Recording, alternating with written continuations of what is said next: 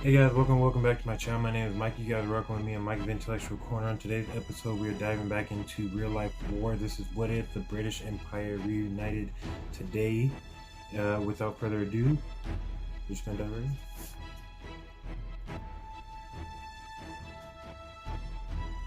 The British Empire was the largest empire to have ever existed in all of human history. At the territorial height of the empire in 1921 after victory in the First World War, the empire spanned 35,500,000 square kilometers with a population of 413 million people, 23% of the world population at the time. The empire was so large then that it would have taken up 94% of the entire surface area of the moon. So every time that you look up at night and see the half of the moon that's facing towards you, that is a nightly reminder that the British Empire used to be nearly twice as large as that.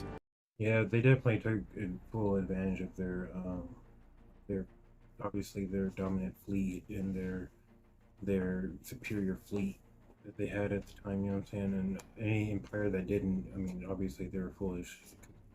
We see what the prize of doing that was. So you know what I'm saying? It was the empire on which the sun never set, because somewhere in the empire the sun was always shining.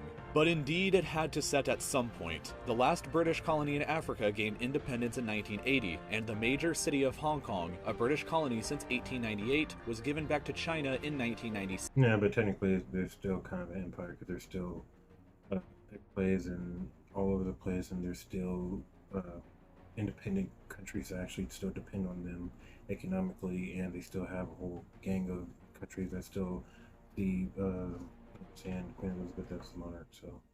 So technically, was given back to China in 1997, symbolically marking the end of the empire. But what if this entire empire was suddenly recreated today? What exactly would it look like? Well, for starters, Queen Elizabeth II is already in real life queen of these 16 different countries right now, and she has been at some point queen of these other 17 countries as well. In total, the British Empire reunited today would encompass 64 different countries, and Queen Elizabeth II has already been queen of more than half of those countries at some point during her. you know, it's even crazy too if the British Empire, or if obviously Britain regained its empire, all of the United States' bases and stuff like that would obviously be entrapped in their empire. So I'm pretty sure they would seize them all. So, or if unless they wouldn't seize them all, they would just, what I'm saying, we would still be allies. They would have a crap, what I'm saying, the British Empire would have, I feel like, more military bases inside their land than we do inside our land, which is still kind of saying something power-wide. No, just Already been queen of more than half of those countries at some point during her lifetime. The empire would be 146 times larger than the current United Kingdom and contain 40 times greater a population. 1/4 of the planet's land area would belong to the empire, and with an enormous population of 2.634 billion people, that would mean that around 37% of everybody on Earth would be a citizen of the empire. A far greater percentage of the world population than in 1921 with the same territory. With all of this land and people, the British Empire would have a GDP of 13.078 trillion US dollars. well, I mean, obviously, there are still only 3 sweet spots, or 4 sweet spots in this empire that are really bringing in that type of money, and the rest of them are kind of, what I'm saying, just kind of being helped with, and probably not bringing in that much money, but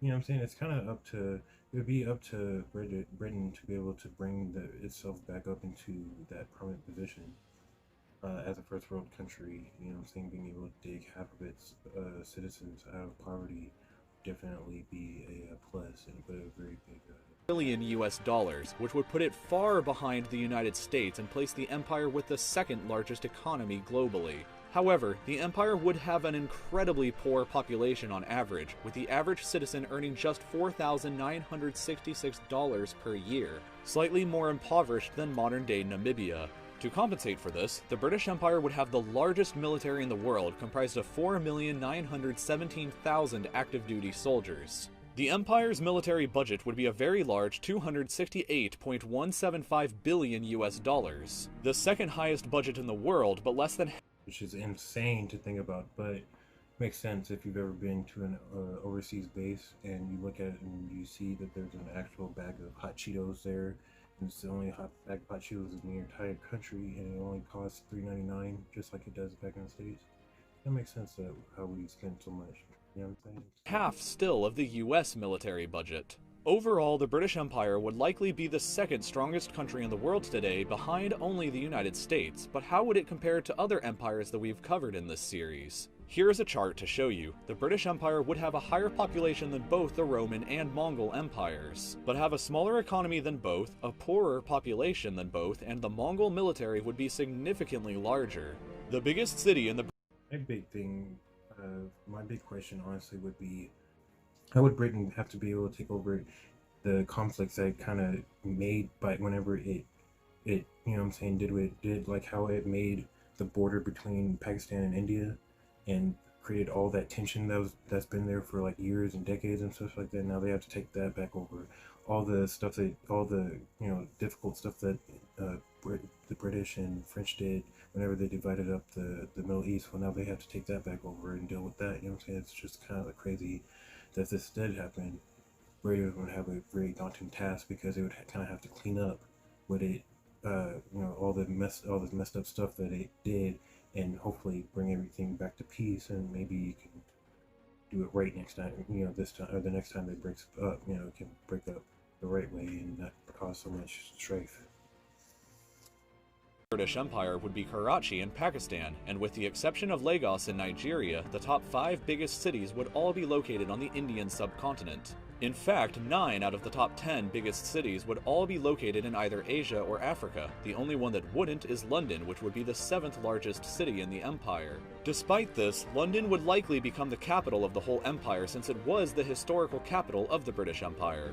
In addition, English would have to be the official language of the empire, despite the fact that it would only be the If anything, you would just have multiple actual languages, and with English just being the fact that, it has to be on top because that's who's controlling everything. That's the language that they speak, so it has to be on top. But obviously, this empire would have multiple different languages that it has that, it's not, native language of only 5% of the population.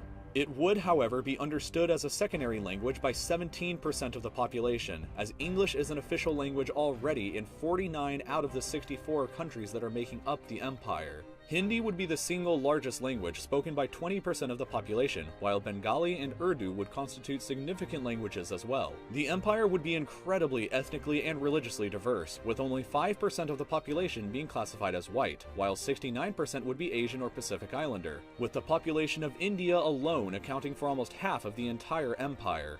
African and Afro-Caribbean ethnicities would account for 19% of the total, while Arabs and other Middle Eastern and obviously, unlike the last time, we can't have any of the, any type of race can be higher than any other type of race. This has to be a very equal empire if it's going to work. So, obviously, we're going to have to see how that works. Other Middle Eastern ethnic groups would contribute the remaining 7%. The United Kingdom itself would only contribute 2.4% of the entire empire's population.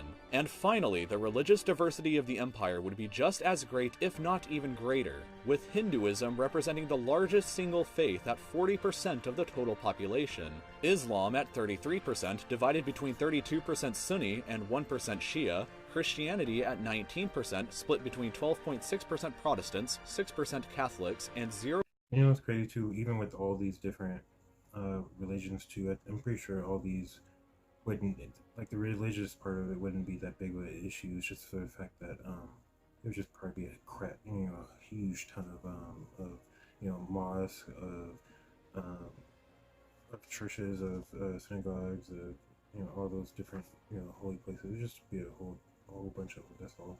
But I don't think it would be a huge problem, obviously, because they have a central power that's governing, how things are ran and stuff like that. Maybe I'm wrong.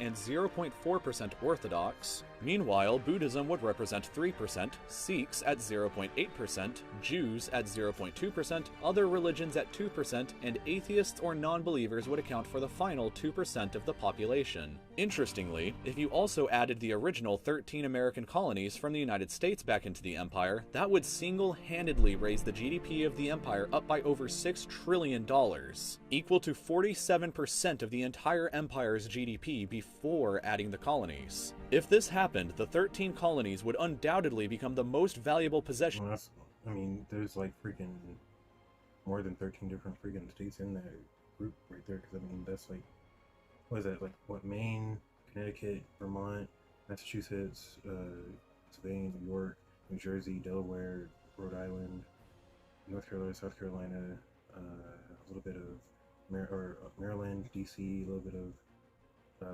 West Virginia, Virginia, Georgia, and I don't know, pretty sure probably missing one or two, but I mean, obviously that's a crap ton of freaking country or states that they have off of this.